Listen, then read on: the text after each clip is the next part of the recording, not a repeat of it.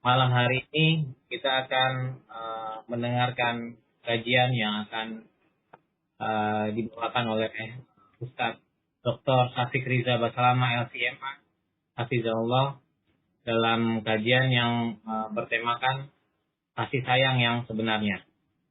Pada malam hari ini saya juga akan ditemani oleh Mas Aditya Bayu. Terima kasih Mas. Sebelumnya saya akan membacakan adab-adab pada kajian online kali ini. Yang pertama, mohon username menggunakan nama yang sudah dikenali. Lalu mohon audio juga di mute sama kajian berlangsung. Dan bagi para akhwat dimohon untuk menonaktifkan fitur sama kajian berlangsung. Saya jawab nanti akan dilakukan setelah tausiah dari Ustaz. Pertanyaan juga dapat disampaikan pada kolom chat, nanti akan kita bacakan. Lalu juga dihimbau untuk menyiapkan alat tulis untuk dicatat sehingga bertambah faedah ilmu yang disampaikan oleh Ustaz. Baiklah, tanpa memperlama lagi, kita sebentar lagi kita dengarkan saja langsung kajian dari Ustaz Syafiq. Dan kita mulai saja. Oke. Tafadhol Ustaz. Masyaallah. Silakan Ustaz mulai. Jazakumullah khairan. Assalamualaikum warahmatullahi wabarakatuh. Alhamdulillah alladzi bi ni'matihi tatimmu shalihat. Segala puji bagi Allah Jalla Jalaluh yang karena nikmatnya kebaikan-kebaikan menjadi sempurna. Yang karena rahmatnya niat-niat baik hamba dapat terlaksana. Allahumma salli wa sallim wa zid wa barik wa an'im ala sayyidina wa maulana Muhammadin wa ala alihi wa ashabihi ajma'in. Ya Allah, semoga salawat dan salam, berkah dan nikmat senantiasa Engkau curahkan untuk hamba kekasih-Mu, untuk baginda Nabi kita Muhammad alaihi salatu wassalam, untuk keluarga beliau, untuk istri-istri beliau, untuk putra-putri beliau, dan untuk seluruh sahabat Nabi. Semoga Allah meridai kita bersama mereka. Amma ba'd. Ahibati fillah, para profesor, para dokter, para nakes, dan seluruh jamaah kajian. Terkadang dalam kehidupan ini, kita mendapatkan perlakuan yang kurang kita suka dari orang tua kita, guru kita,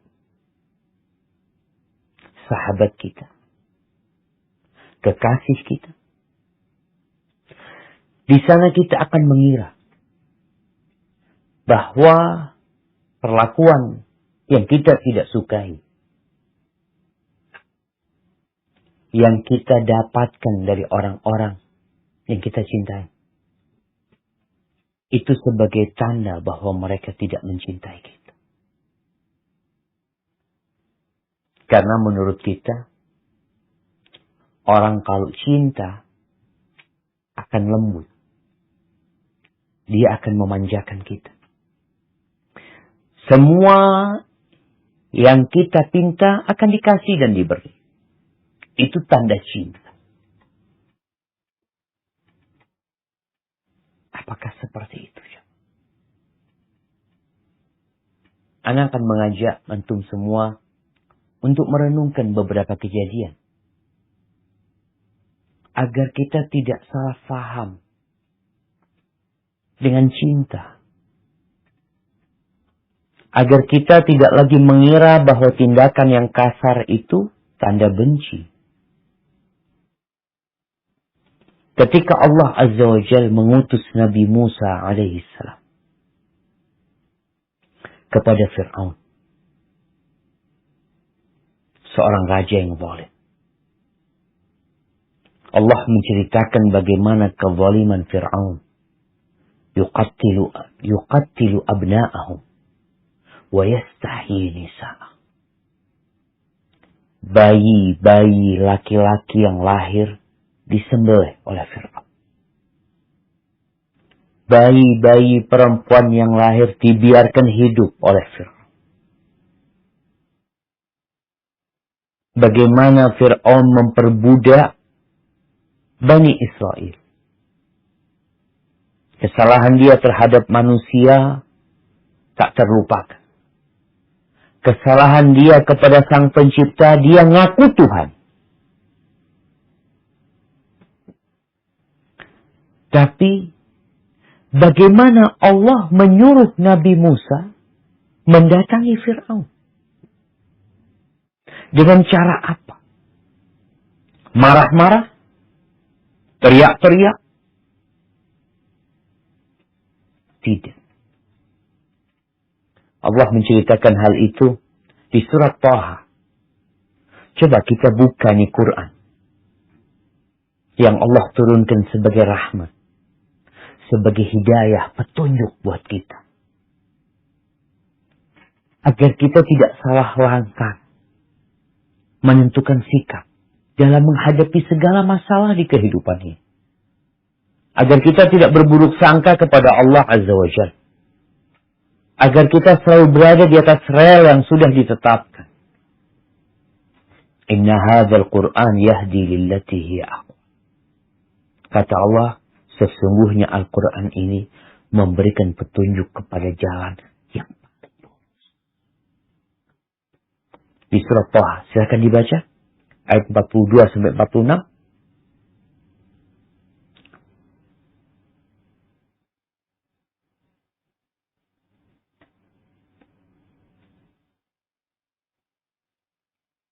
Afwan Ustaz, suara Ana terdengar? Ya, terdengar. Apa?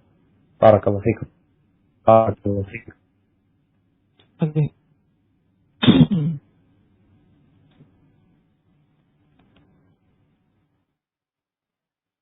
A'udzu billahi minasy syaithanir rajim. Bi ayati wa la taniya fi dzikri.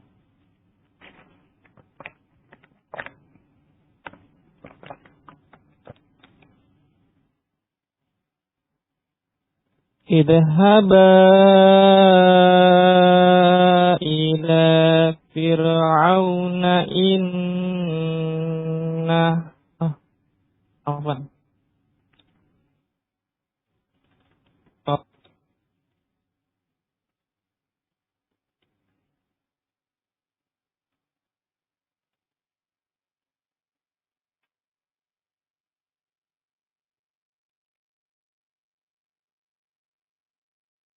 أقول له قولا لينا لعله يتذكر أو يخشى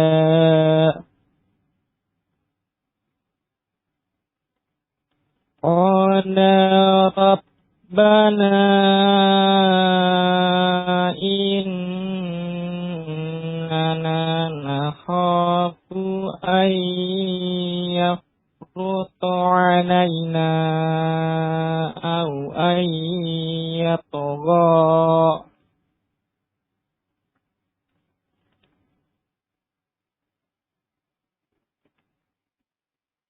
أني معكما أسمع وأرى.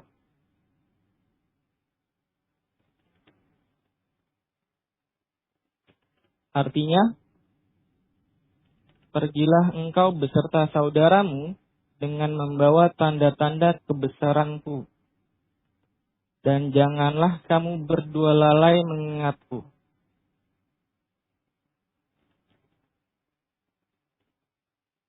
Karena dia benar-benar telah melampaui batas. Maka berbicaralah kamu berdua kepadanya, yaitu Fir'aun, dengan kata-kata yang lemah lembut. Mudah-mudahan dia sadar atau takut.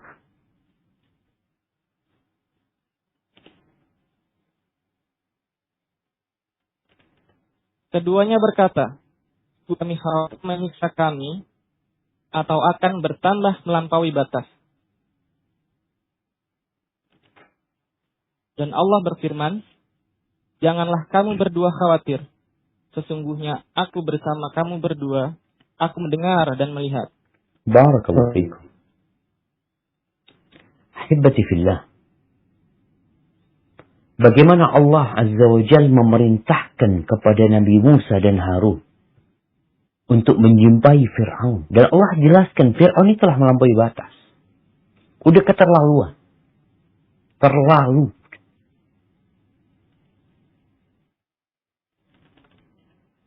Faqula lahu qawlan layyin.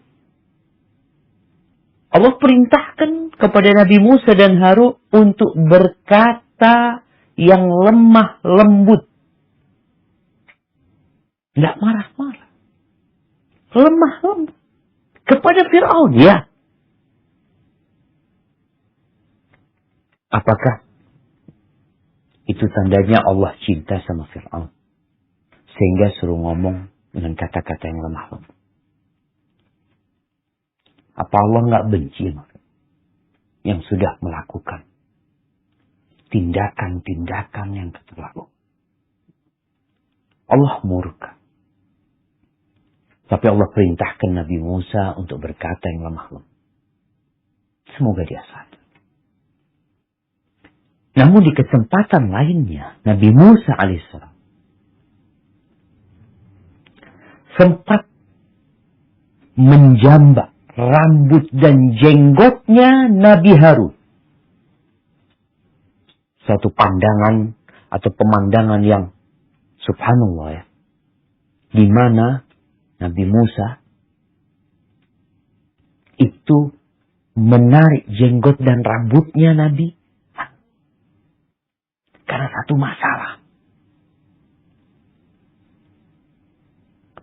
Di mana Nabi Musa alaihissalam meninggalkan kaumnya untuk mendapatkan wahyu dari Allah Azza wa Jalla, tapi pulang melihat kaumnya menyembah berhala, menyembah sapi. Maka di situ Nabi Musa marah.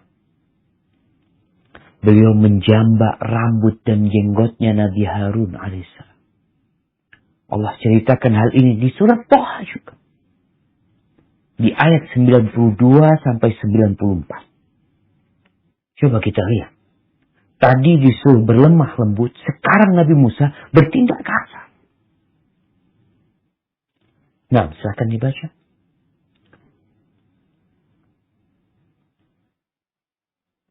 A'udzu billahi minasy syaithanir rajim. قال يا هارون ما منعك إذ رأيتهم ضلوا ألا تتبعني أفعصيت أمري قال يا ابن أم لا تأخذ بلحيتي ولا برأسي إني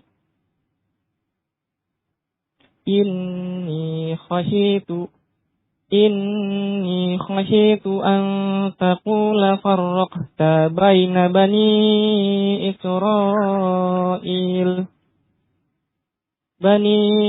إسرائيل ولم ترقب قولي. Artinya, dia, yaitu Musa berkata, wahai Harun, apa yang menghalangimu ketika engkau melihat mereka telah sesat? Sehingga engkau tidak mengikuti aku. Apakah engkau telah sengaja melanggar perintahku?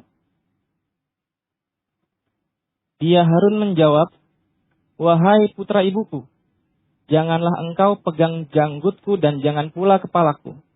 Aku sungguh khawatir engkau akan berkata kepadaku, engkau telah memecah sebelah antara Bani Israel dan engkau tidak memelihara amanatku. Ahibati fillah. Kita lihat dua sikap yang berbeda. Kepada Fir'aun berlemah lembut, kepada saudaranya sendiri Nabi Musa Sampai kepala dan jenggotnya dipegang.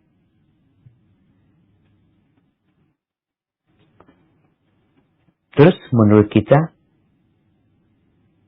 apakah yang pertama kepada Fir'aun berlemah lembut itu tanda cinta kepada Fir'aun? Dan berbuat kasar kepada saudara itu tanda benci? Sebaliknya. Pada tahun keempat Hijriah, terjadi peristiwa di kota Madinah. Peristiwa ini Allah abadikan di surat An-Nur ayat 11 dan selanjutnya.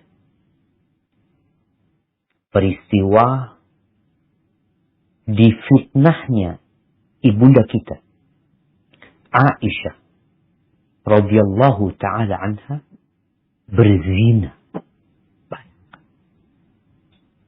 Istri Nabi difitnah berzina dengan sahabat yang bernama Safwan. Berita itu tersebar di kota Madinah. Berhari-hari, berpekan-pekan, lebih dari sebulan. Tersebar berita. Istri Nabi. Kita bisa bayangin Nabi ini ketika itu bingung. Beliau sampai-sampai berkata kepada istrinya, kalau benar wahai Aisyah, engkau berbuat dosa, bertobatlah kepada Allah. Gimana ujian kepada Nabi alaihissalam? Dibiarkan berlarut-larut fitnah itu tersebar di kota Madinah tanpa ada penyelesaian. Bagaimana perasaan istri Nabi? Bagaimana perasaan mertua Nabi? Perasaan Abu Bakar As-Siddiq mendapati putrinya difitnah bersih. Apakah fitnah yang menimpa Aisyah, yang juga menimpa keluarga Nabi alaihi salatu wassalam dan Nabi sendiri sebagai sang suami, itu tanda Allah benci kepada Aisyah, benci kepada Nabi? Ya, itu tanda cinta. Setelah turun firman Allah Azza wa Jalla di surat An-Nur ayat 11. Coba kita baca surat An-Nur ayat 11.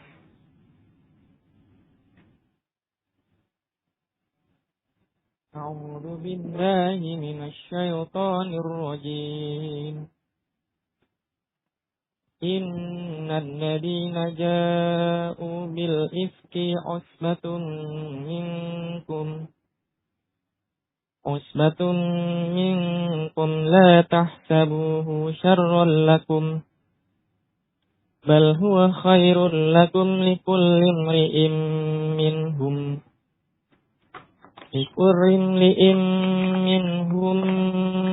ma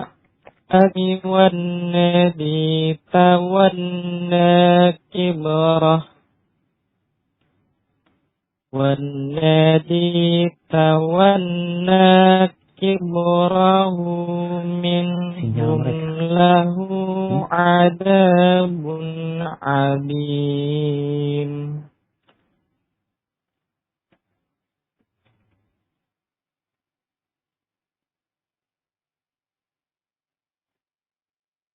Janganlah kamu mengira berita itu buruk bagi kamu, bahkan itu baik bagi kamu.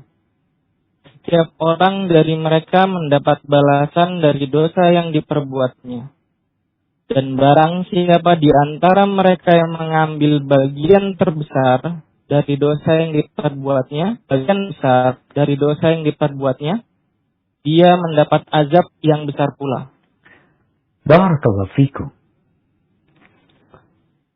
Setelah Nabi membacakan ayat ini di mimbar, yang menunjukkan bahwasanya Allah telah membebaskan Aisyah dari tuduhan tersebut,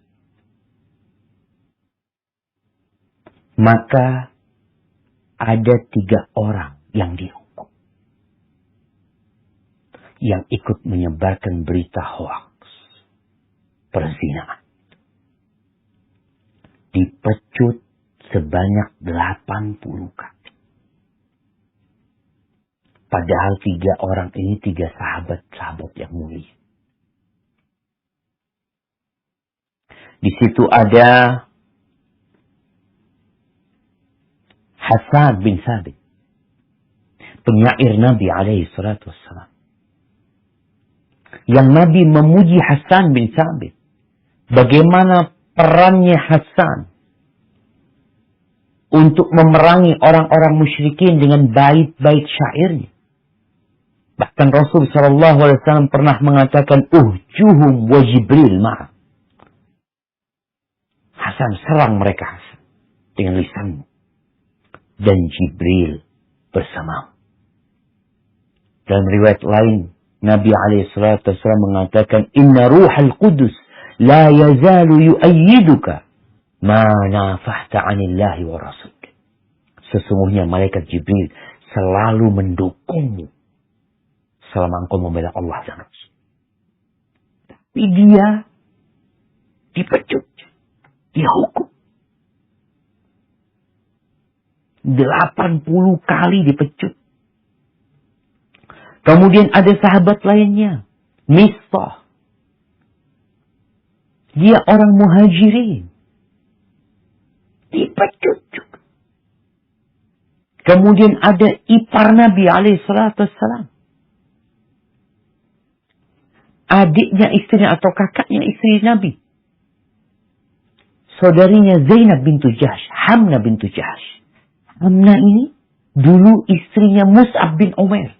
Itu juga dipecut. 80 kali. Sedangkan di 4 orang munafikin, yang tadi di ayat 11 Allah katakan, walladzi tawalla kibrahu. Dan yang paling punya peran besar dalam menyebarkan fitnah itu tidak dipecut. Tidak dihukum di dunia. Yang 3 orang sahabat-sahabat yang soleh yang sebenarnya, tapi mereka terjebak dalam dosa, mereka malah dihukum. Pentolan orang munafiqin, Abdullah bin Ubay bin Salul, yang seringkali menyakiti Nabi alaihi salatu wasallam dengan ucapannya, dengan tindakannya. Itu malah nggak dihukum, dibiarin. Terus menurut antum, siapa yang sebenarnya dicintai? Apakah dengan dibiarkannya Abdullah bin Ubay bin Salul itu tanda dia dicintai Allah? Padahal Allah mengatakan, walladzi tawalla kibrahu. Orang yang paling besar berbuat dosa ini, dalam menyebarkan fitnah ini, lahu azabun azim, bagi dia azab yang besar. Al-Qurtubi rahimahullahu ta'ala, dia menjelaskan,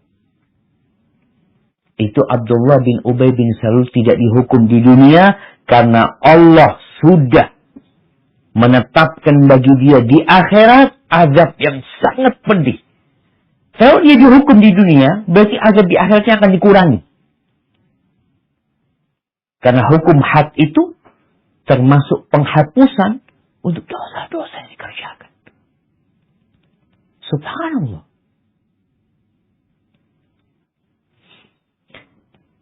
Maka jemaah, sebenarnya sahabat-sahabat yang dihukum tadi, itu tanda cinta Allah kepada mereka.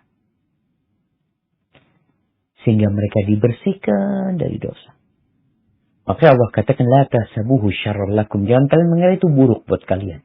Musibah yang menimpa itu, fitnah yang terjadi, jangan dikira buruk buat Aisyah. Buruk buat keluarga Nabi alaihissalam. Tidak. Allah membersihkan Aisyah dari dosa-dosa, mengangkat derajat. Ahibati fillah. Dalam kehidupan ini, terkadang ada banyak peristiwa, ada bala, ada musibah yang menimpa kita. Ya, sebagian saudara kita mungkin sudah terpapar COVID-19. Sebagian teman sejawat dokter, orang-orang yang berjuang sudah mati. Sebagian di PHK. Sebagian usahanya harus tutup.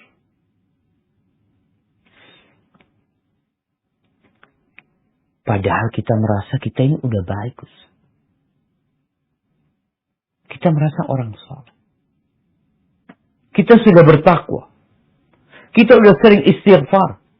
Kita banyak baca Al-Quranul Karim. Kenapa kok musibah itu datang menimpa kita? Sedangkan banyak orang yang hidupnya dalam kumbangan kemaksiatan dan dosa. Sholat tidak. Maksiat jalan terus. Namun bala musibah tidak menimpa dia. Ahibati fillah. Jangan salah memahami cinta. Maka kita juga harus berhati-hati. Tatkala kita banyak dosa, lalu ternyata usaha kita tambah lancar, jabatan kita tambah naik, padahal duit hasil korupsi banyak kita makan, perbuatan dosa kita kerjakan, jangan berpikir itu tanda cinta. Ketahuilah bahwa semua yang terjadi di muka bumi ini adalah dengan izin Allah Azza. Allah Maha Bijak. Di antara nama Allah itu Al-Hakim. Allah Maha Adil. Kalau kiranya kita tertimpa musibah, kita mendapat perlakuan yang kurang nyaman dalam kehidupan ini, di situ ada hikmah. Apakah engkau berpikir orang tua yang mukul anaknya itu karena dia benci sama anaknya? Ketika anaknya subuh dibangunin gak mau bangun, disiram air sama orang tuanya, ditarik, itu tanda orang tua benci sama anaknya?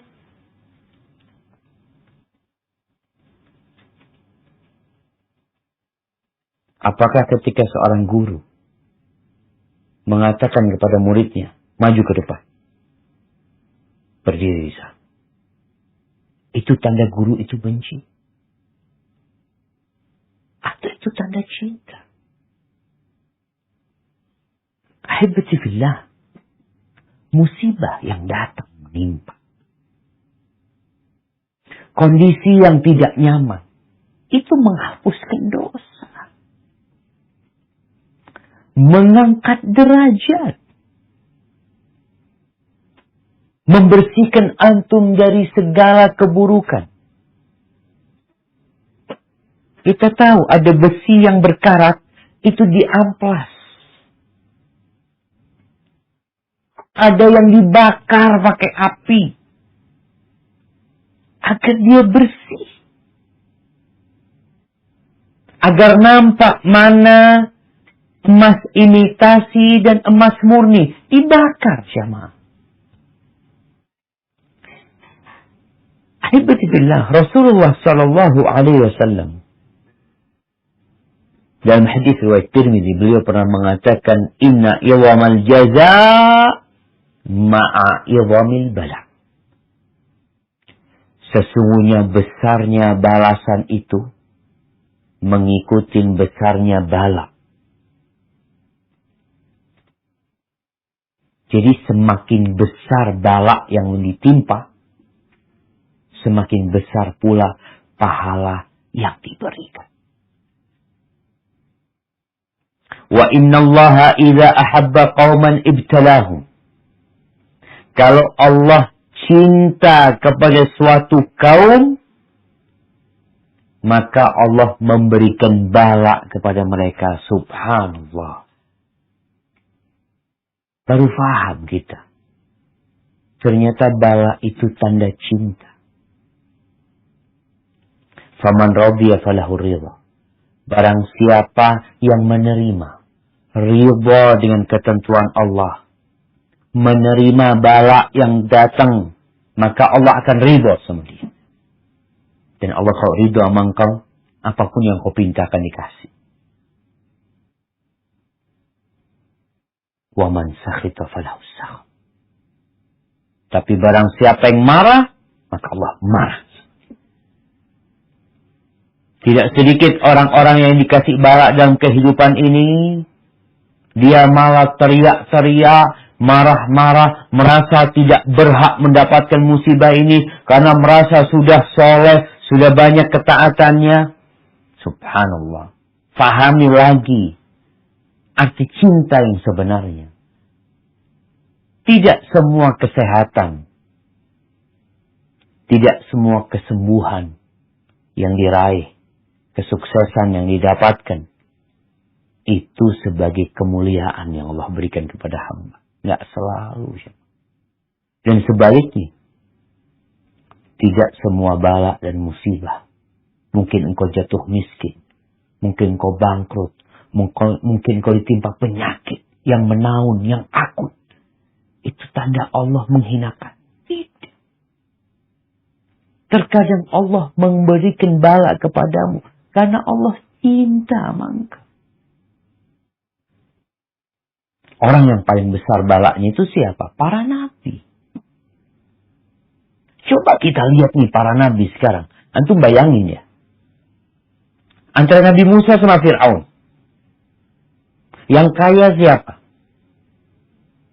Fir'aun. Yang rumahnya bagus siapa? Fir'aun. Yang dihormatin, dimuliakan oleh penduduk Mesir siapa? Fir'aun. Yang tahu dia memerintah, perintahnya diikuti. Yang tahu dia berjalan, semuanya mengikuti. Yang tahu dia datang, semuanya berdiri. Siapa? Fir'aun. Bagaimana Nabi Musa AS? Hidup jadi pengembala kambing.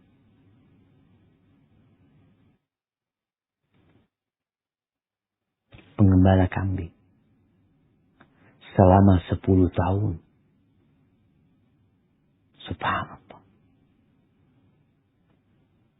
Ya, dengan ekonomi yang biasa-biasa aja. Apakah kemudian kita berpikir, Fir'aun dicintai Allah, Nabi Musa dibenci semua? Inna Allah yu'ti dunya man yuhibbu wa man la yuhibbu. Sesungguhnya Allah berbagi dunia ini kepada orang yang Allah cintai dan kepada orang yang Allah benci. Semuanya Allah kasih. Dunia Allah bagikan kepada semua. Ada orang gak pernah sholat sehat, gak kena COVID. Ini orang rajin sholat mati kena COVID, pakai ventilator Ustaz. Bertahan di rumah sakit 1 bulan, mati akhirnya. Tuh fulan yang ahli maksiat, yang kerjanya cuma olahraga, yang gak pernah ibadah, sembuh dari COVID. Ingat, bukan tanda cinta dunia ini. Wala yu'til iman illa man yu'rid. Tapi Allah tidak berbagi keimanan kecuali kepada orang yang Allah cintai. Jadi tanda cinta itu ketika Allah memberikan iman kepada Nabi Yunus alaihissalam. Bagaimana dia berada di perutnya ikan. Berhari-hari. Sampai kurus kering. Di dalam perut ikan. Sedangkan umatnya yang tidak mau beriman pada waktu itu, nggak dapat azab.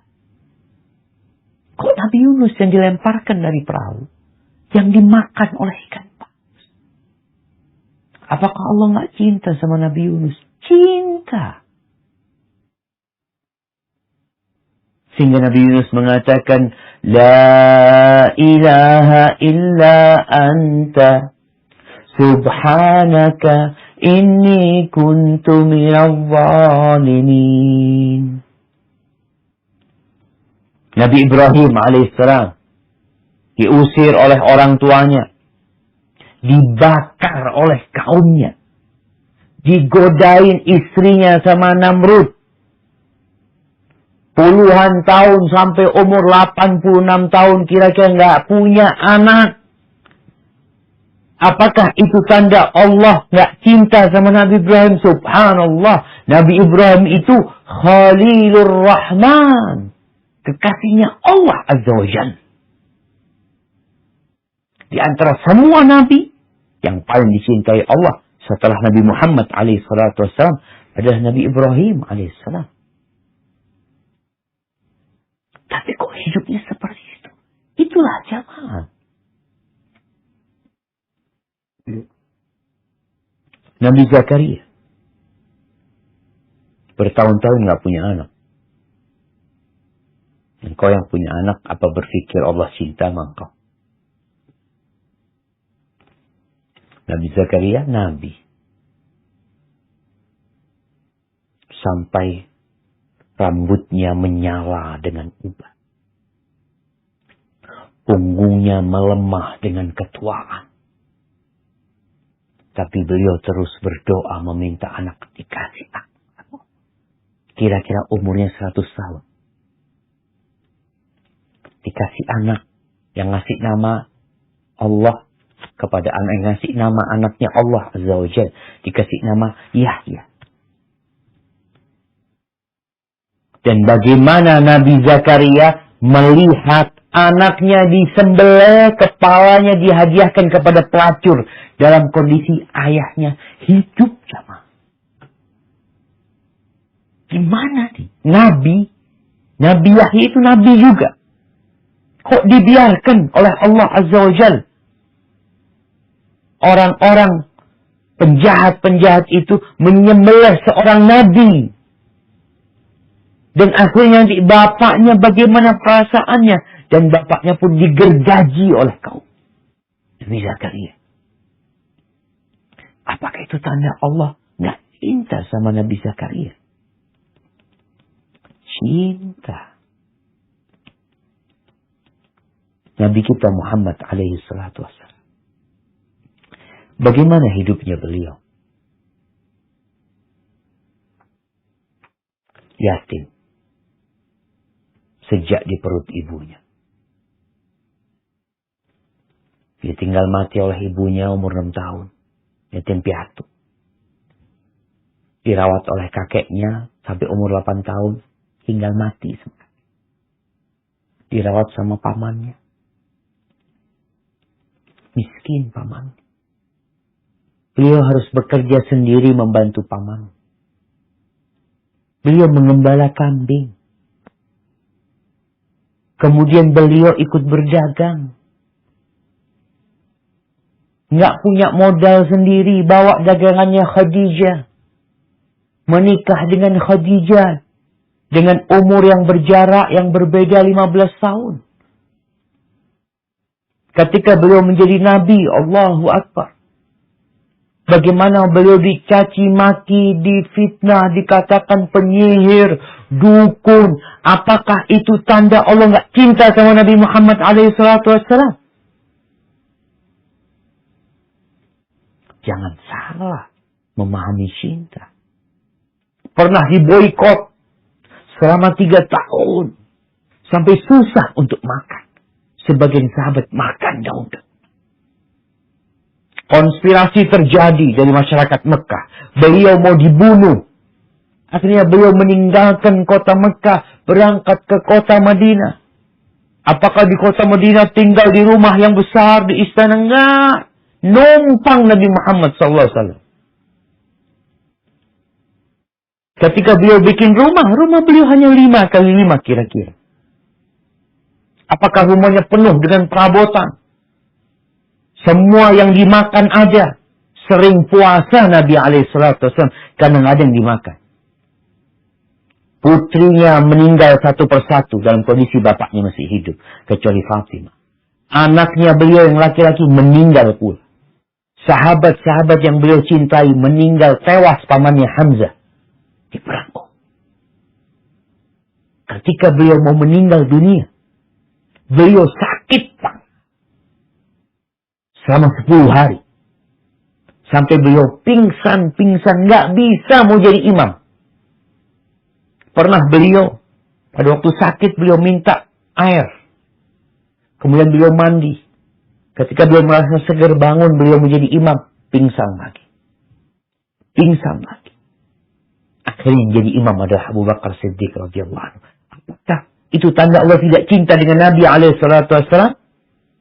Ingat, jangan salah faham. Allah kalau cinta kepada hambanya, Allah kasih bawa jemaah. Hibbatillah. Rasulullah sallallahu alaihi wasallam mengatakan, "Idza ra'aita Allah yu'til 'abda 'ala ma'asihi ma yuhib, fa'lam annahu istidrar." Kalau engkau melihat Allah memberikan nikmat kepada seorang hamba, cita-citanya tercapai, yang dia inginkan dia raih, sehat badannya, berlimpah ruah harta kekayaan, padahal dia kerjanya maksiat. Apa kata Nabi SAW? Fa'lam annahu istidraj. Ketahuilah itu istidraj. Dia diluluh, dibiarin. Makanya kadang-kadang kita melihat ada orang-orang yang melakukan kezaliman, kok tetap aja dia hidup. Kenapa kok nggak disambar petir dia?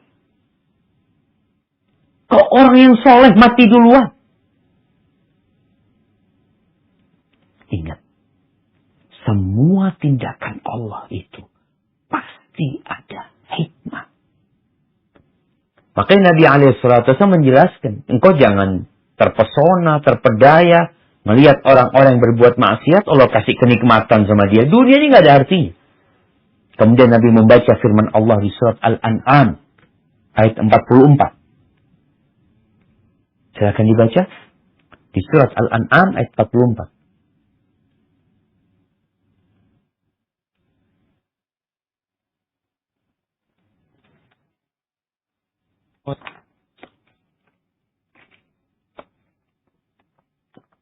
Falamma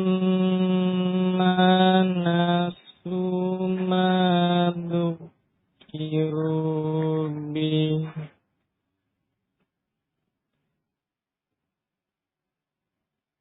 fatahna alaihim abwaaba kulli syai'in wa idahum mublisun. Hatta idza farihu bima utu akhadnahum baghtatan fa idza hum mublisun.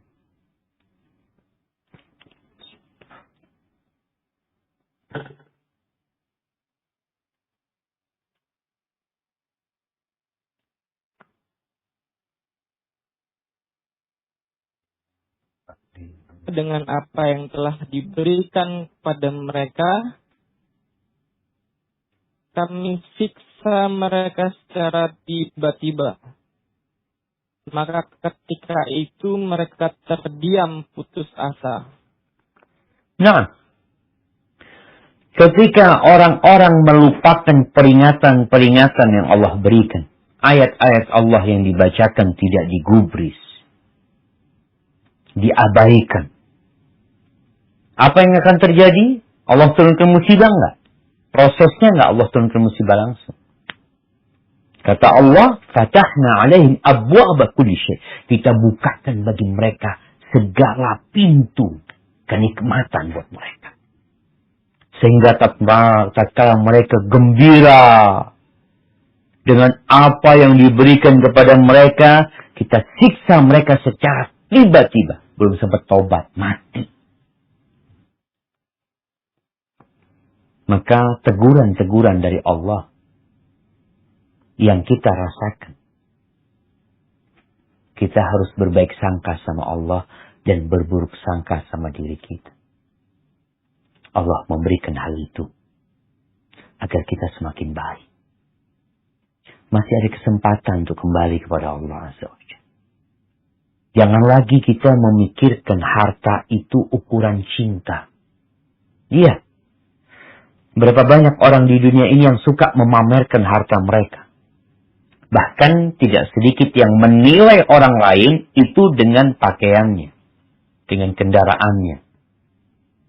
Cerita-cerita crazy rich ya. Yang mungkin beli ini, beli itu. Yang selalu di-upload, ya ditunjukkan kepada manusia. Yang mungkin membuat sebagian umat Islam. Ya Allah, tuh orang gak beriman. Tuh orang gak bertakwa. Dikasih harta seperti itu. Dimuliakan sama Allah. Jangan salah. Itu ukuran orang-orang tidak beriman kalau engkau mengukur cinta Allah dengan harta. Dengan jabatan. Di surat Al-Fajr ayat 15 sampai 17. Allah Azza wa Jalla mengatakan. فَأَمَّا الْإِنسَانُ إِذَا مَا ابْتَلَاهُ رَبُّهُ فَأَكْرَمَهُ وَنَعَّمَهُ فَيَقُولُ رَبِّي أَكْرَمَنِ. Adapun manusia, apabila kami memberikan kepada mereka ujian berupa kemuliaan, jadi orang terhormat, dikasih harta, dikasih nikmat, dia mengatakan Rabbi akraman, Tuhanku memuliakanku. Wa amma idza mabtalahu faqadara alaihi rizqahu fayaqulu Rabbi ahanan. Kalau disempitkan rizkinya, dia mengatakan Tuhanku menghinakan aku. Kalla bal la tukrimuna al-yatim wa la tahadduna ala ta'amil miskin wa ta'kuluna at-turatha aklan lamma wa tuhibbuna al-mala hubban jamma. Nggak kayak gitu. Ukuran cinta bukan kayak gitu. Dunia dan isinya itu di sisi Allah tidak lebih dari satu sayap nyamuk. Kok satu sayap nyamuk dijadikan tanda cinta? Tidak. Maka ketahuilah bahwa musibah-musibah yang menimpa kita, perkara-perkara yang tidak kita sukai, di PHK, ya mungkin tadi difitnah, ada orang yang hasut gak suka sama kita, maka semoga itu semua tanda cinta Allah agar kita kembali kepada Allah Subhanahu wa taala. Sebagaimana orang tua yang cinta sama anaknya, kadangkala anaknya itu gak boleh keluar rumah, bukan karena benci. Kadangkala ada rotan di rumah yang digunakan untuk memecut itu betis, bukan karena benci, itu tanda cinta. Kadangkala ada anak kecil nangis-nangis minta permen gak dikasih, minta es krim gak dikasih. Apakah itu tanda benci? Itu tanda cinta orang tua. Ada anak yang disuruh-suruh sama orang tuanya. Dia merasa orang tuanya gak suka sama aku ya. Aku kok disuruh-suruh terus. Kayak pembantu aja. Subhanallah. Itu tanda cinta. Agar engkau menjadi sosok lelaki. Manusia yang bisa mandiri. Ahibati fillah. Saatnya kita mengkoreksi diri kita. Apakah kita termasuk yang dicintai Allah? Atau kita termasuk orang-orang yang dibiarkan? Yang suatu saat akan datang balak musibah menimpa kita. Yang merupakan siksaan. Karena setelah itu kita mati. Dalam kondisi belum sempat kembali kepada Allah Azza wa Jalla. Hadza wallahu a'lam bishawab. Itu yang bisa Anda sampaikan pada kesempatan kali ini. Kurang lebihnya mohon maaf. Mungkin kita masuk ke sesi tanya jawab. Anda kembalikan ke pembawa acara. Jazakumullah khair. Masya Allah. Barakallahu fiikum Ustaz atas kajian dan nasihat yang sangat bermanfaat kali ini Ustaz. Setelah ini kita izin bacakan pertanyaan Ustaz dari para peserta. Baik Ustaz, pertanyaan yang pertama dari salah satu akhwat. Sebenarnya ada dua pertanyaan hampir mirip. Saya resume saja Ustaz. saya sudah lama kagum dengan Ikhwan. Dia teman lama saya, hampir 10 tahun. Saya pendam dan tidak ada yang tahu. Saat ini saya jatuh hati dengan kepribadiannya dan puncaknya tidak bisa memendamnya lagi. Ada keinginan untuk mengutarakannya. Bagaimana sikap yang harus saya lakukan? Apakah tetap diam atau mengutarakannya? Jika mengutarakannya, caranya seperti apa? Dan yang berkaitan juga, apakah bagaimana cara agar seorang perempuan bisa mengikhlaskan orang yang disayangnya, dan apa tandanya kalau kita sering memimpikan laki-laki tersebut secara berturut-turut, apakah itu tanda apa tandanya kalau kita memimpikan orang yang kita sayang berturut-turut, dan apakah wanita wajar untuk memperjuangkan seorang laki-laki? Barakallahu fikum. Tafadhol Ustaz. Wafiq wa barak. Masya Allah jemaah. Nah, hebat fillah. Mencintai itu tidak harus memiliki. Tidak semua yang kita cintai kita harus memiliki. Makanya ada orang-orang yang memendam rasa cinta. Kemudian yang dia cintai ternyata dimiliki oleh orang lain. Apa yang harus dia lakukan? Ya dia pindah hatinya ke yang lainnya juga. Ya nggak semudah itu. Move on itu berat Ustaz. Baik, kembali ke pertanyaan. Bagaimana cara mengungkapkan cinta tatkala kita melihat ada seorang laki-laki yang kita rasa dia baik, dia soleh. Kriteria laki-laki yang soleh ada di diri dia. Agamanya baik, akhlaknya mulia. Apa yang harus kita lakukan? Sedangkan perempuan ini kan pemalu. Bagaimana cara mengungkapkannya? Dia bisa kirim orang. Sebagaimana Khadijah radhiyallahu taala anha ketika mencintai Nabi Muhammad SAW dan ingin dinikahi oleh Nabi, bukan Khadijah yang mengutarakan cintanya, tapi Khadijah kirim orang lain.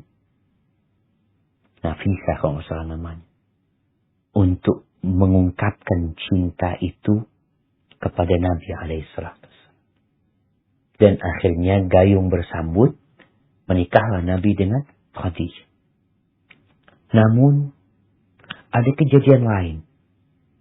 Ada seorang sahabat wanita yang dia ingin dinikahi sama Nabi alaihissalam. Dia datang menawarkan dirinya kepada Nabi secara langsung. Tapi Nabi tatkala itu beliau tidak berhasrat untuk menikah. Akhirnya ada sahabat lain yang mengatakan, "Ya Rasulullah, kalau engkau tidak punya hajat sama dia, nikahkan dia sama aku." Subhanallah. Dan perempuan itu pun menerima. Nabi menikahkan dia dengan sahabat. Jadi kondisinya, kalau engkau memang ingin mengungkapkan cintamu, bisa dengan cara tadi mengirim orang sebagai tukang pos.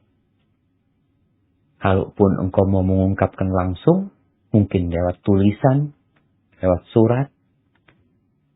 Kemudian kita perlu tahu, tidak semua yang kita cintai itu baik buat kita.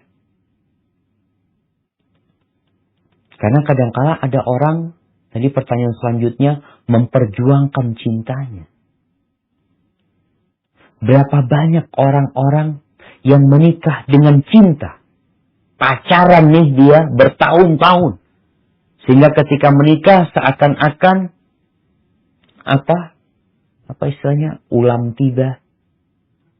Pucuk cinta. Nah, artinya menikahlah mereka dua orang yang mencintai. Dapat setahun cerai. Dapat 2 tahun cerai. Ada yang umur cintanya, bukan umur cintanya, maaf. Cintanya lama umurnya. Umur pernikahannya cuma 1 pekan. Maka kita perlu mempertimbangkan pilihan kita.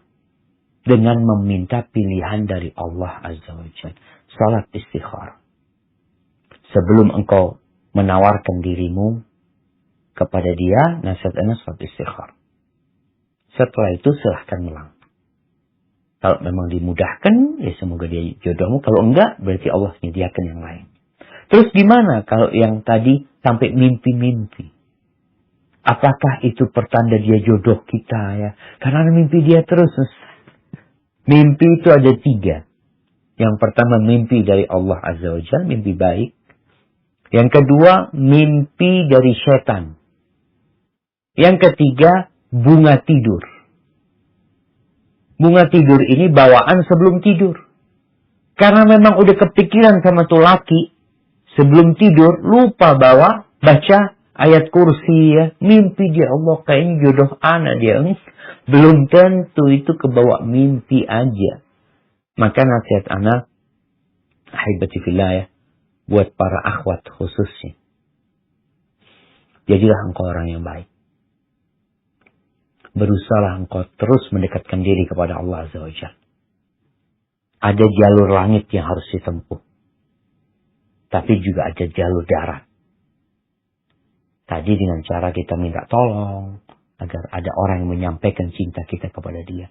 Kalau ternyata dia tidak jadi milikmu. Berbaik sangka sama Allah. Bisa jadi Allah menyediakan buat engkau yang lebih baik daripada dia. Masalahnya orang kalau sudah jatuh cinta ini, kayaknya dia tuh yang paling baik buat anak. Bukan. Dia itu yang paling engkau maui. Belum tentu dia baik buat engkau. Tapi dia yang paling engkau mau. Nabi SAW memberikan kepada kita sebuah arahan dalam berbagi cinta. Beliau mengatakan, ahbib habibaka haunan ma. Asa an yakuna baghidaka yawman. Cintalah kekasihmu itu sekedarnya aja. Karena bisa jadi musuhmu suatu saat dia. Kau nggak tahu. Wa abghid baghidaka haunan. Musuhilah musuhmu itu ya sekedarnya aja. Karena bisa jadi suatu hari dia jadi kekasih. Itu mungkin terjadi. Soalnya kadangkala ketika kita mencintai kekasih kita berlebihan, tahu-tahu dia menceraikan kita. Dia gugat cerai. Kalau itu seorang perempuan. Hidup ini kacau. Sampai ada seorang laki-laki yang hancur hidupnya. Karena istrinya gugat cerai. Ya udah, kalau dia nggak mau diapain gitu. Begitu pula seorang wanita. Ada seorang wanita yang dapat surat cerai dari istri dari suaminya malam lebaran. Anda masih ingat kejadian itu. Itu perempuan ngambil silet, dia potong urat nadi. Karena dia, Anda nggak bisa hidup tanpa dia ya Allah. Mati 1 tumbuh 1000. Cuma memang ada penyakit namanya ish. Penyakit cinta yang udah buta aja. Sehingga kita melihat ada anak-anak yang sampai durhaka sama orang tua. Kawin lari. Nggak pakai wali. Karena cinta buta tadi itu. Jangan sampai kita terjebak dalam dosa. Dalam kita mencintai. Dan sekali lagi. Mencinta itu tidak harus memiliki. Hadza wallahu a'lam bissawab. Barakallahu fiikum Ustaz. Baik Ustaz, pertanyaan berikutnya dari Bapak Renaldi. Bismillah.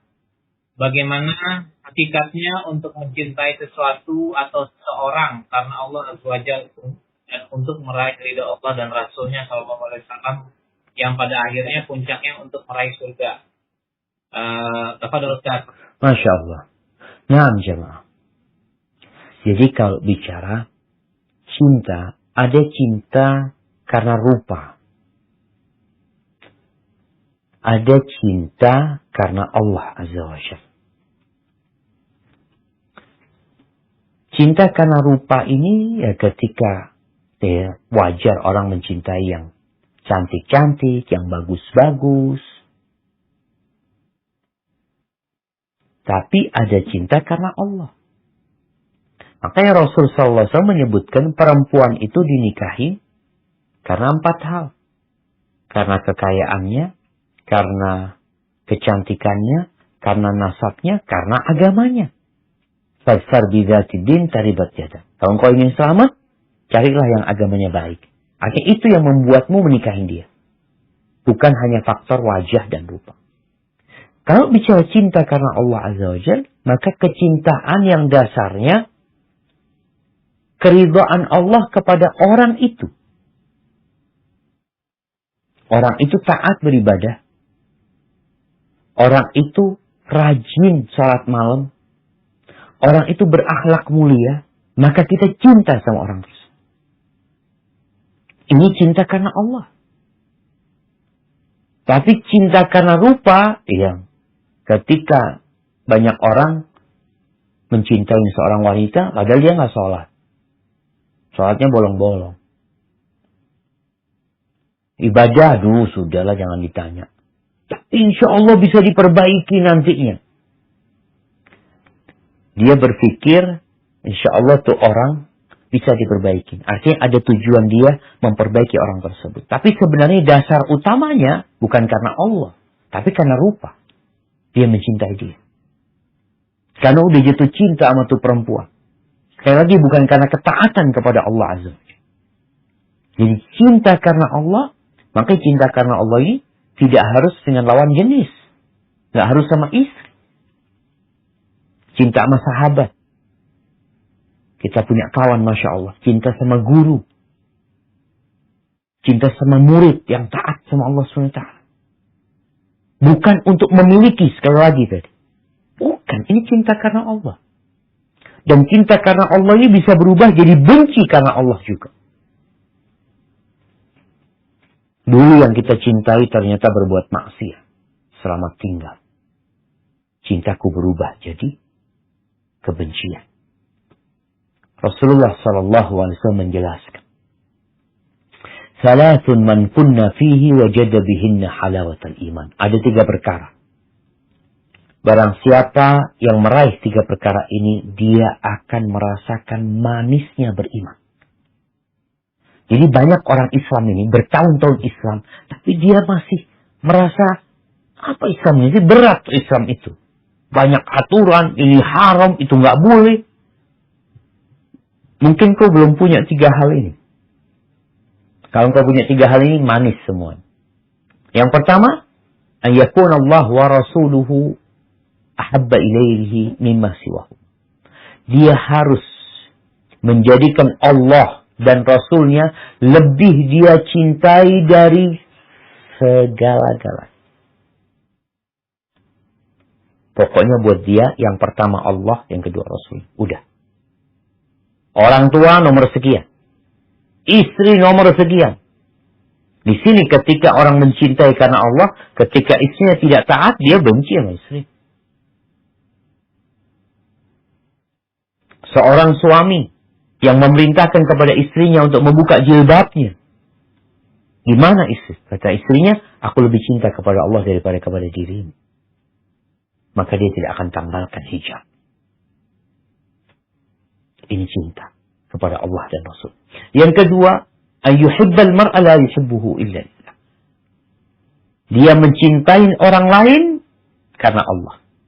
Karena ketaatannya kepada Allah. Bukan karena kepentingan. Kebanyakan kita, hubungan kita sama sahabat kita, sama kawan-kawan itu karena kepentingan. Bukan karena Allah. Berapa banyak kelompok-kelompok di masyarakat ini. Kelompok motor, kelompok mobil, kelompok olahraga. Apa sih yang mengumpulkan mereka dalam kelompok tersebut? Kepentingan. Atau kesenangan. Sama-sama hobinya moge, bikin kelompok.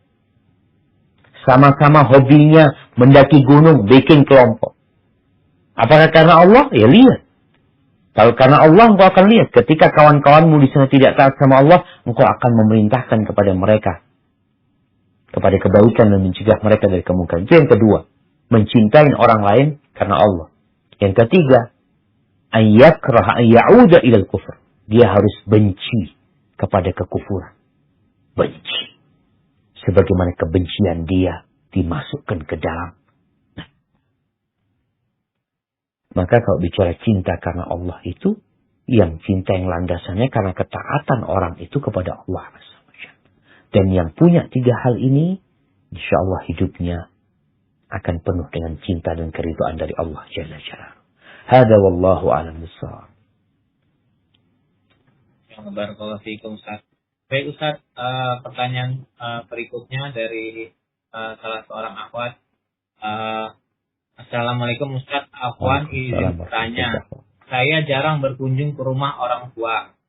Suami saya mengizinkan tetapi selalu meminta sudah di rumah saat sebelum suami pulang kerja.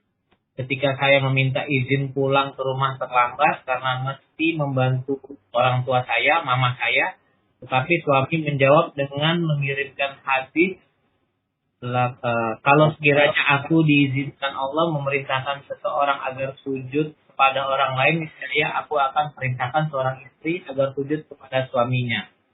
Bagaimana seharusnya sikap saya, Ustaz? Saya sedang saya berpikir orang tua saya juga, orang tua suami saya hanya meminta pengertian kepada suami. Apakah saya berdosa, Ustaz, jika suami mengizinkan tetapi seperti tidak ridho? Barakallahu fikum. Wa fiik wa barak. Naam jamaah, subhanallah ya. Ketika seorang wanita menikah, makanya nggak boleh dia nikah tanpa wali. Dia harus pakai wali. Walinya ini yang kemudian mengatakan kepada suami, kepada calon suami, ya fulan bin fulan, zawajtuka wa ankahtuka binti. Wahai fulan, anaknya fulan, aku nikahkan engkau dengan putriku. Dengan mahar sekian. Apa kata laki-laki tersebut? Aku terima. Nikah dan kawinnya dengan mahar yang disebutkan. Ini proses jamaah. Allah menyebutnya mitsaqan ghalidh. Sebuah perjanjian yang berat yang diambil oleh seorang laki. Dia bertanggung jawab nanti di hadapan Allah pada hari kiamat. Dia akan ditanya, suaminya akan ditanya, apakah engkau sudah mengajarkan kepada istrimu yang seharusnya diketahui oleh seorang muslimah? Apakah engkau sudah mengajarkan kepada dia untuk taat dan patuh kepada Allah? Maka seorang suami memiliki tanggung jawab yang besar di hadapan Allah. Bukan sekedar bersenang-senang. Semakin tinggi jabatan suami, semakin besar tanggung jawabnya. Makanya kalau tadi suami mengirimkan hadis tersebut, maka engkau tahu wajib taat sama dia. Koman menu sekarang seorang suami. Maka alhamdulillah. Terima apa yang diberikan suami. Suami memberikan izin dengan catatan sebelum aku pulang, sudah ada di rumah. Jangan maksa. Ayolah bang. Kadang-kadang ada istri-istri yang minta izin tapi maksa. Sang suami mengatakan tidak. Ketika suami mengatakan tidak, istri menganggap suami nggak cinta. Ini ke tema kita hari ini. Karena tanda cinta itu semua yang dikasih diberikan. Bisa jadi ketika engkau dibiarkan sama suami, itu suami udah mulai bosan sama engkau. Nanti suatu saat, ada istri yang suka maksa, lalu suami mengatakan, udah, gak apa-apa sudah, berangkat. Fadhal. Kira-kira suami ketika mengatakan itu, dia cinta apalagi benci sama engkau? Benci. Maka sebenarnya tatkala suami mengatakan tidak, itu cinta. Maka jangan rusak cinta suami. Nggak perlu tuh suami ngirim itu hadis. Kalau engkau menghargai cinta suami. engkau perlu tanya, bang, aku boleh telat bang. Suami mengatakan, jangan dek. Iya bang, siap bang. Itu bang, makasih banyak. Selesai. Biarkan benih-benih cinta itu tumbuh. Dengan engkau semakin taat kepada suami. Semakin menghargai suami. Menjadikan dia yang pertama dalam kehidupan ini. Suatu saat, kalau engkau sudah memberikan pelayanan maksimal, mungkin suami nanti gak perlu engkau minta. Mungkin suami akan ngomong kepadamu, engkau kalau mau sampai malam gak apa-apa lah. Bisa. Jadi, berikan hak suami. Laksanakan kewajiban. Sirami benih-benih cinta di rumah tangga. Walhamdulillah suami tidak melarang. Gak melarang engkau ke rumah ibu. Tapi dia cuma minta kepadamu untuk datang sebelum engkau kerja. Terus gimana Ustaz? Ana ingin bantu orang tua. Maksimalkan. Dengan cara minta tolong sama Allah Azza wa Jalla. Kita ini kadang-kadang di waktu yang banyak yang diberikan, kita nggak produktif. Tapi ada orang yang waktunya sebentar, tapi dia produktif. Minta bantuan Allah. Agar waktu berkah tatkala engkau berada di rumah orang tua. Sekali lagi, jangan sampai wanita itu membuat suaminya kirim hadis tersebut. Nggak perlu. Karena engkau sudah tahu kewajiban. Jadi kalau suami mengatakan tidak, ketahuilah itu tanda cinta. Tapi kalau suami sudah membiarkanmu, engkau setiap izin keluar rumah, fadhol, mau kemana, mungkin dia sedang berpikir mau cari ganti yang lebih baik dari diri. Hadza wallahu a'lam. Masya Allah. Baik Ustaz, pertanyaan berikutnya dari salah satu akhwat. Assalamualaikum Ustaz, bagaimana caranya mengikhlaskan pergian bayi saya 3 bulan yang lalu? Syukran kepada Ustaz. Masya Allah, barakallahu fikum. Ahibati fillah. Nabi kita Muhammad SAW, beliau bagaimana menggendong putranya Ibrahim yang dalam susuan. Anak laki-laki yang beliau tunggu-tunggu. Akhirnya dia meninggal dunia. Itu tanda cinta Allah kepada Nabi SAW. Bagaimana Nabi SAW dapat pahala semua macam musibah. Seakan-akan beliau sudah ditimpa dengan segala macam musibah yang ada. Ketika bicara bagaimana bisa mengikhlaskan, pertama engkau harus berbaik sangka sama Allah Subhanahu wa Ta'ala. Bahwasanya Allah mengambil itu bayi karena Allah cinta. Yang kedua, ingat dengan fadilah yang Allah berikan kepada orang yang sabar. Bahkan dia memuji Allah. Rasulullah SAW menceritakan tentang komunikasi Allah sama malaikat-malaikat pencabut nyawa.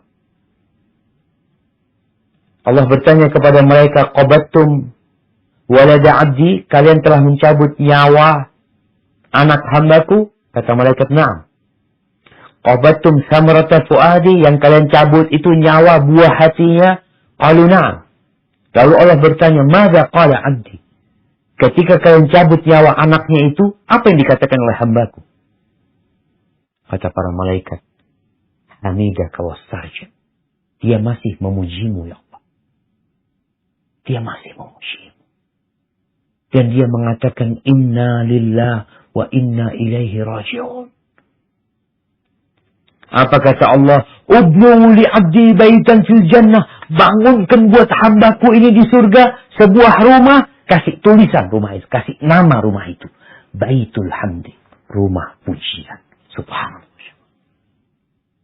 Ada rumah pujian yang menunggu. Dan tuh anak nunggu ibunya di sana. Nunggu bapaknya di sana. Bagaimana cerita anak-anak yang meninggal dunia sebelum balik. Ketika terjadi kiamat. Ketika orang-orang menyeberangi sirat.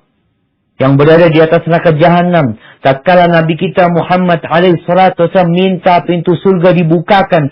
Dan orang-orang berebut masuk surga. Ada anak-anak yang gak mau masuk surga di pintu surga. Dikatakan kepada mereka. Malahum munhabitun. Kenapa kata waktu orang-orang anak-anak nggak mau masuk surga? Kenapa mereka tertahan di sana? Kata mereka, hatta ya'tiya abauna. Ya Allah, kami nunggu di sini sampai orang tua kami datang. Ya. Kami nunggu di sini. Apa kata Allah? Masuklah kalian bersama orang tua kalian. Subhanallah. Apakah ini bukan kabar gembira? Apakah ini bukan cinta Allah kepadamu? Ketika Allah membuat anakmu tidak merasakan pahitnya kehidupan dunia ini. Ketika Allah mengeluarkan anakmu dari penjara dunia ini untuk menantimu di pintu surga. Maka sepantasnya orang itu memuji Allah. Karena Allah baik sama dia. Dan katakan kita milik Allah. Dan kepada Allah kita akan kembali. Hadza wallahu a'lam bishawab. Masya Allah. Masih boleh lanjut Ustaz pertanyaan? Sabar bang, kayaknya ada 10 menit lagi nih. Masya Allah. Oke, Ustaz. Pertanyaan berikutnya dari seorang akhwat.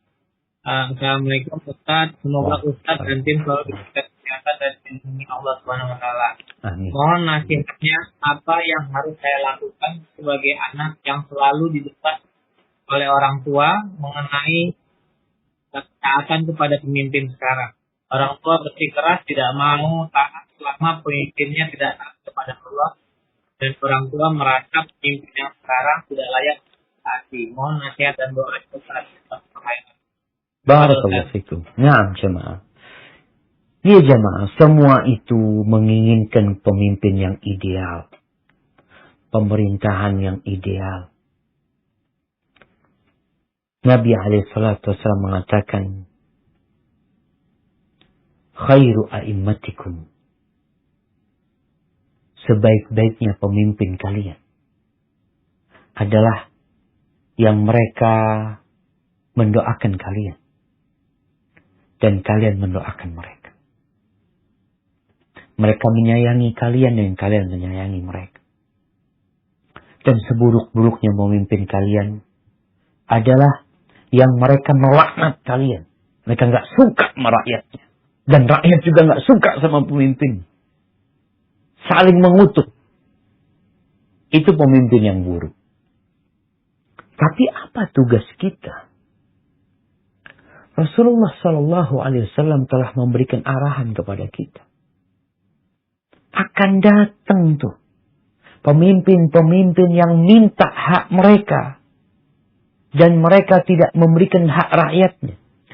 Apa kata para sahabat? Terus Rasulullah, apakah kita tidak angkat pedang kita? Kita berontak sama mereka? Tidak. Terus, atuhum hak. Berikan hak mereka. Apa hak mereka? Dengarkan dan taati perintahnya. Selama tidak bertentangan dengan perintah. Ingat, pemimpin yang zalim pun kita wajib taat dan patuh. Selama perintahnya tidak bertentangan dengan perintah Allah. Ingat juga nih, seorang istri. Wajib taat sama suaminya.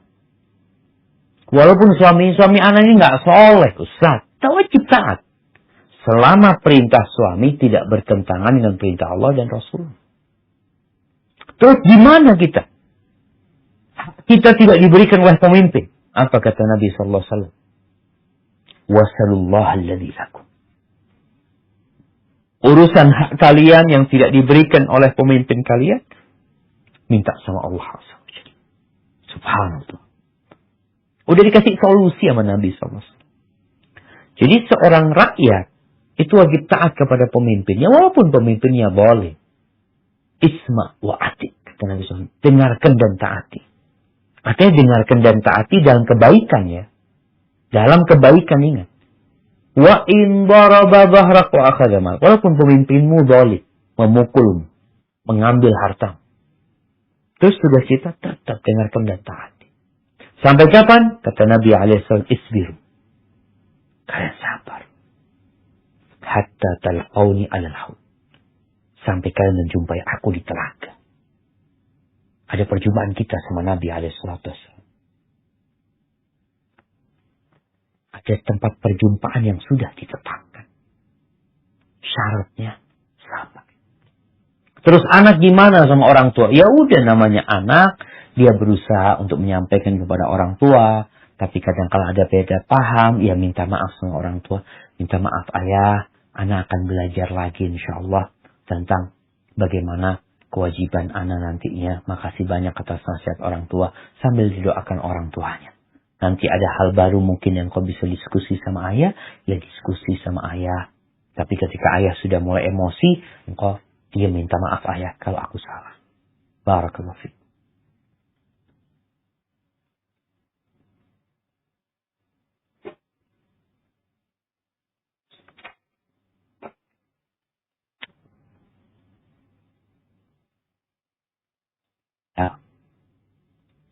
Ya, silakan.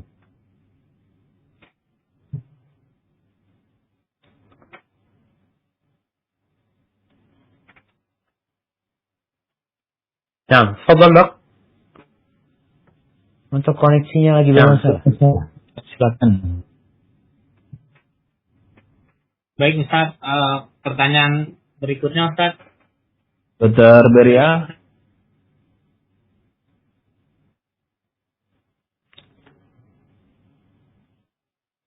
Nah, Apakah terdengar jelas? jelas dok. Tafadhal dok. Oke. Baik Ustaz. Ya, pertanyaan berikutnya Ustaz dari Ibu Dina. Izin bertanya Ustaz, saya ingin berubah menjadi lebih baik, namun hakikatnya manusia selalu berbuat salah.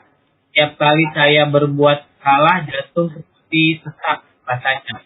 Air mata ingin tumpah namun tidak terbendung. Dan terasa semakin sesak.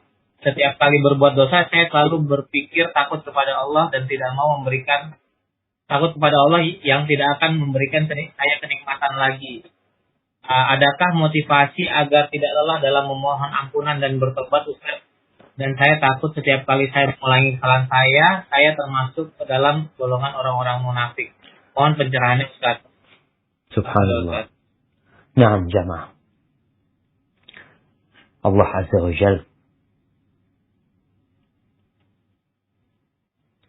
yabsutu yadahu bil-lail liyatuba musii'un nahar. Allah itu senantiasa membentangkan tangannya di malam hari agar yang berbuat dosa di siang hari bertobat kepada Allah.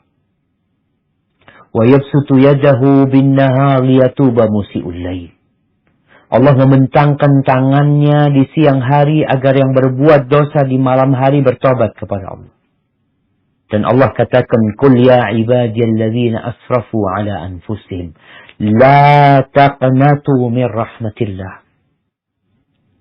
Wahai hamba-hambaku yang merasa putus asa ya, yang merasa telah melampaui batas berbuat dosa, terus berbuat dosa lagi, berbuat dosa lagi. La taqnatu min rahmatillah. Jangan pernah putus asa dari rahmat Allah. Innallaha yaghfirudz dzunuba jami'a. Innahu huwal ghafurur rahim. Sesungguhnya Allah mengampuni semua dosa. Maka jangan pernah berhenti bertobat. Allah menceritakan, Nabi alaihissalam menceritakan, Allah berfirman tentang hambanya yang berbuat dosa. Lalu dia mengatakan, "Ya Rabbi, inni asabtu dzamban." Ya Allah, aku berbuat dosa lagi, ya Allah. Kata Allah, hambaku berbuat dosa. Dan dia tahu dia punya Tuhan yang menghukum perbuat dosa dan memaafkan. Lalu dia berbuat dosa lagi. Dia mengatakan, "Ya Rabbi, asabtu dzamban." Ya Allah, aku berbuat dosa lagi, ya Allah. Kata Allah, hambaku berbuat dosa lagi. Dan dia tahu dia punya Tuhan yang mengampuni dosa dan memberikan hukuman atas dosa. Lalu dia berbuat dosa lagi. Lalu Allah mengatakan, orang ini mengatakan ketika berbuat dosa, "Ya Rabbi, ighfirli, aku berbuat dosa lagi, ya Allah." Kata Allah, hambaku berbuat dosa. Dan dia tahu dia punya Tuhan yang memberikan hukuman kepada dosa dan mengampuni dosa. Kata Allah, silahkan hambaku berbuat semau dia. Yang penting dia bertobat kepada Allah. Jadi jangan sampai kita dibodoh-bodohin sama setan. Ada bisikan setan kepada hamba supaya putus asa. Atau menganggap engkau ini gimana sih? Berbuat dosa lagi. Jangan-jangan kau pura-pura tobat. Udahlah, gak usah tobat. Allah gak ampuni dosa. Subhanallah. Ini bisikan iblis yang berbahaya. Yang membuat kita berhenti bertobat dan terus berbuat dosa. Bisikan yang benar, berhenti berbuat dosa. Tapi iblis mengatakan berhenti bertobat dan terus berbuat dosa. Maka jangan sampai kita kalah. Selama hayat masih dikandung badan. Selama nyawa kita belum sampai ke tenggorokan, Allah masih menerima tobat kita. Maka buat yang bertanya, setiap engkau selesai berbuat dosa, terus bertobat. Perbanyak amal kebajikan. Syarat tobat penuhin. Menyesali, meninggalkan, dan bertekad untuk tidak mengulangi. Berusaha untuk meninggalkan tempat-tempat yang kita di sana mengulangi berbuat dosa. Nabi alaihissalam sekali duduk beliau beristighfar 100 kali. Maka perbanyak istighfar kepada Allah. Hadza wallahu a'lam bishawab.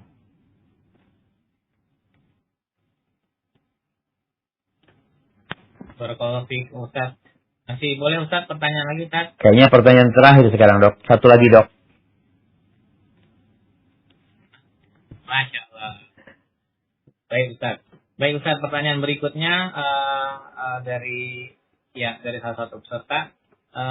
Assalamualaikum Ustaz. Bagaimana kiat agar bisa istiqomah di atas manhaj yang lurus, manhaj Ahlussunnah wal Jamaah dengan pemahaman salafus saleh, sementara saya terkadang dicela oleh orang lain. Karena qadarullah saya saat ini juga selaku pengurus musola. Jazakallah khairan. Dan mohon doanya juga Ustaz buat ada beberapa peserta kajian yang keluarganya, anaknya, cucunya, saudaranya terkena dampak COVID ini dan terinfeksi COVID. Apa dong Ustaz? Subhanallah. Barakallahu fikum. Ahibati fillah. Kalau antum dicela, antum harus ingat yang lebih baik dari antum juga dicela. Adakah manusia yang lebih baik dari Nabi kita Muhammad alaihi salatu wassalam? Nggak ada. Adakah yang akhlaknya lebih mulia dari beliau? Nggak ada. Dan ternyata beliau dicela dengan celaan yang lebih buruk daripada yang dicelakan kepada. Apakah engkau pernah dicela sebagai orang gila? Penyihir. Dukun. Paranormal. Pembohong. Pendusta. Alaihi salatu wassalam. Sedangkan Allah mengatakan tentang beliau. Wa innaka la'ala khuluqin azim. Engkau benar-benar berada di atas akhlak yang mulia. Maka tugas antum sabar. Nabi nggak pernah balik mencela mereka, enggak. Didiamkan. Maka Allah sebutkan orang-orang soleh itu wa idza khatabahumul jahiluna qalu salama. Kalau mereka dicela, diajak ngomong sama orang-orang yang bodoh, mereka mengatakan salama, ucapan yang selamat. Selamatkan diri mereka dan diri orang-orang tersebut. Jadi ketika engkau dicela, ucapkan jazakallah khair. Makasih banyak, anak akan introspeksi diri. Anak akan belajar lagi. Jazakumullah khair. Jadi, orang kalau mau istiqomah itu memang harus jalan lurus. Jangan gara-gara jalannya panjang antum berhenti. Nabi telah menjelaskan alaihi salatu wassalam, akan datang satu masa, inna min waraikum ayyamas sabar, di balik kalian ada hari-hari yang penuh kesabaran. Orang yang berpegang teguh dengan agamanya seperti memegang bara api. Sakit jemaah. Sakit, terluka. Tapi harus dilakukan. Pahalanya berlipat-lipat ganda. Maka dengan melihat hal itu, semoga engkau bisa menahan diri. Dan terus belajar. Kadang-kala kita dicela itu karena akhlak kita yang buruk. Memang kita secara keyakinan benar. Secara ajaran lurus, tapi secara etika dan akhlak kadangkala buruk. Ngomongnya kasar. Nabi Musa alaihi salam disuruh ngomong sama Fir'aun dengan lemah lembut. Antum ngomongnya kasar. Nabi kita Muhammad alaihi salatu wasallam Allah katakan, "Walau kunta faddan ghalidhal qalbi lan faddu min hawlik." Kalau engkau kasar, keras hatinya, orang-orang kabur dari engkau. Gimana dengan kita? Perbaiki diri kita.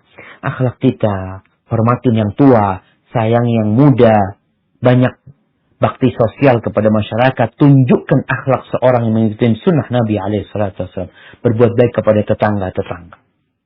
Insya Allah dengan cara seperti itu, dan selalu berdoa, ya muqallibal qulub, tsabbit qalbi ala dini. Minta husnul khatimah. Karena yang menjadi tolak ukur atau tolak ukur kita itu baik atau tidak ketika ajal menyebut kita. Dan ahibati fillah, di akhir kajian ini, jangan lupa kita untuk sering-sering mendoakan saudara kita. Kondisi pandemi ini belum berakhir. Saudara-saudara kita, kerabat-kerabat kita, orang-orang yang kita cintai, satu persatu, ada yang berangkat dan pergi. Dampak dari COVID ini bukan hanya dalam urusan kesehatan, ekonomi, ya, sosial dan lain sebagainya. Maka kita memohon kepada Allah Azza wa Jalla dengan nama-namanya yang indah, dengan sifat-sifat yang mulia, agar Allah menyembuhkan yang sakit di antara kita. Allahumma shfi mardana wa mardal muslimin. Allahumma shfi mardana wa mardal muslimin. Allahumma rfa' anna al-bala wal waba. Allahumma innaka amartana bid-du'a wa wa'adtana bil-ijabah. Allahumma hadha ad-du'a wa minka al-ijabah wa hadha al-juhdu wa 'alayka at-tuklan. Rabbana atina fid dunya hasanah wa fil akhirati hasanah wa qina 'adzaban nar. Subhana rabbika rabbil 'izzati 'amma yasifun wa salamun 'alal mursalin walhamdulillahi rabbil alamin. Itu yang bisa Anda sampaikan, kurang lebihnya mohon maaf. Anda kembalikan ke Dr. Daryl. Jazakumullah khair.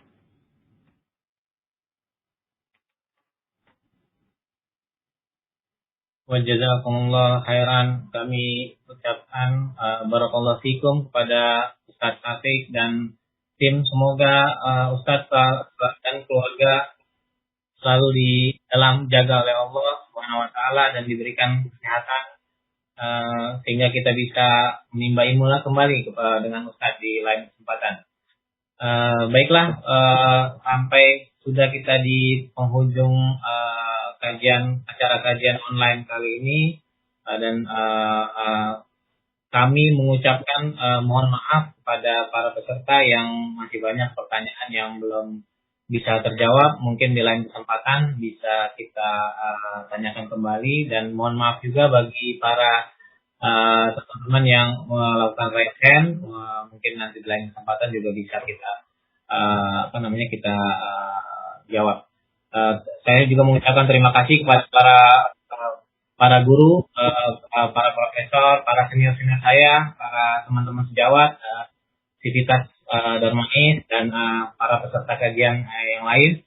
Saya mengucapkan terima kasih banyak, dan semoga Allah Subhanahu wa taala memberikan pahala kepada kita semua, dan semoga kita juga bisa dikumpulkan kembali di surganya kelak insyaallah.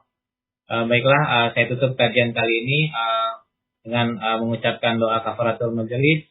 Subhanakallahumma bihamdik, asyhadu an la ilaha illa anta, astaghfiruka wa atubu ilaik. Wassalamualaikum warahmatullahi wabarakatuh.